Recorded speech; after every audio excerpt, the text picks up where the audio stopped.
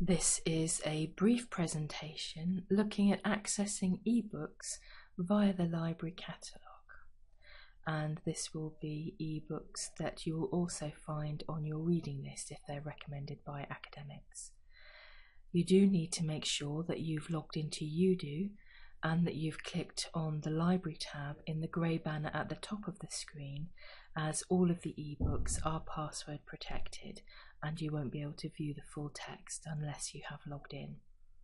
When you click on that library tab, it will redirect you to the library homepage, and you will need to scroll down until you can see the library catalogue button at the very bottom of that central section of the screen. You'll see a single search box.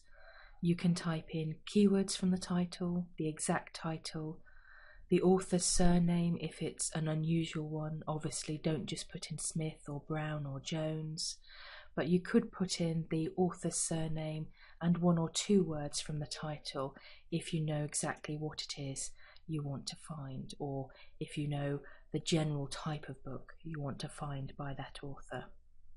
When you get your results on screen, they will be a mix of print and electronic resources, and you just need to click on the eBooks link under the collection heading on the left-hand side of the screen, and it will remove everything that isn't available to read electronically there and then. And you can then scroll down until you find the text or the edition of a particular text that you're interested in using. Click on the title and go through to the more detailed record, and you will need to scroll down until you can see underneath the description, and what you're looking for is the blue link to the provider, which is always preceded by a small green arrow. Click on the link for the provider and it will redirect you through to the page for that particular ebook. This provider is Dawson Era, so you get your access buttons below the description, one for downloading and one for reading online. If you choose the download option, it will come down as a read-only file, which you will not be able to print or copy from. You will only be able to download it for 24 hours, and after that 24-hour period is up, it will become a junk file, and you just need to put it in your recycle bin, empty it, and you can download it again. You can see here that when you do click on download, it implies you might be able to have longer than a day, but actually it's just that one day you can have. When you click on download, if you're in Chrome, it starts to download immediately. You get a separate link so that if you want an optimized version for iPhone or iPad, you can click there and you will get that slightly different optimized version. The content will be the same. If, however, you think you might want to print or copy any of the text, or you just want to see if it's worth downloading, you will need to click on the Read Online icon, which is the monitor with a little book. All of the ebook providers have the same layout in the sense that you'll have the contents pages on the left-hand side of the screen and the main text of the book on the right. You can click on chapter headings and you'll be redirected to that particular section of the page of the book. You can click forward with your arrows, and you can also type in page numbers in the box at the top of the screen as well.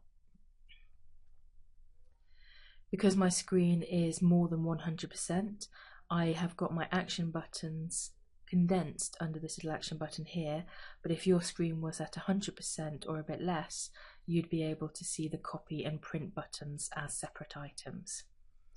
You can see here that if I click on copy, I can copy content from 15 pages. You'll always get the option to do an entire page, but some of them will also let you do a select area for a chart or a table. But when you click on one of those buttons, your allowance will immediately go down from 15 to 14.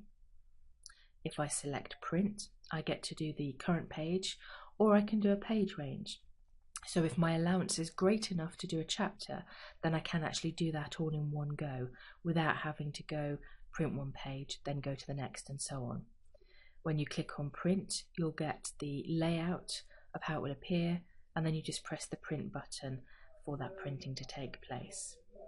And then if you decide after looking at the book that you do want to download it, there is a download button on this page.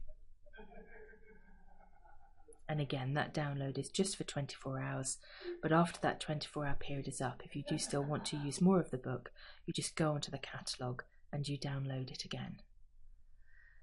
The other ebook providers work in a similar fashion. Their control buttons for printing, copying, magnifying or reducing the size of the page will all be at the top of the page as they are displayed here. Your contents pages, your listing will always be on the left-hand side of the screen. There'll be the opportunity to search within the content of the book to make notes. So they all work in a similar fashion, even while being from different providers. So just familiarise yourselves with them and make sure that you ask for any help that you might need. If you need any further assistance, please contact the library or your subject librarian for help. Thank you for listening.